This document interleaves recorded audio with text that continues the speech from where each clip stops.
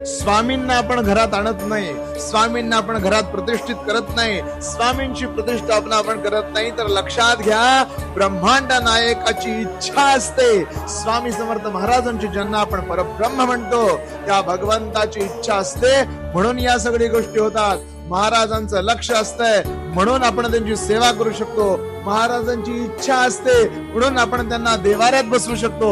महाराजांची इच्छा असते म्हणून आपण नित्य सेवा करू शकतो. लक्षात घ्या ब्रह्मांड नायकाने ठरवलंय की कोण माझा भक्त होणार. ब्रह्मांड नायकाने ठरवलंय की कुणाचा उद्धार होणार, म्हणून आणि म्हणूनच आपल्याकडून या सेवा घडतात. लक्षात घ्या करता करविता देता न्याय करता सगळं स्वामी स्वामी स्वामी आहे. महाराजांनी ठरवलंय म्हणून सेवा करतोय. हे वाक्य आयुष्यभर डोक्यात ठेवा.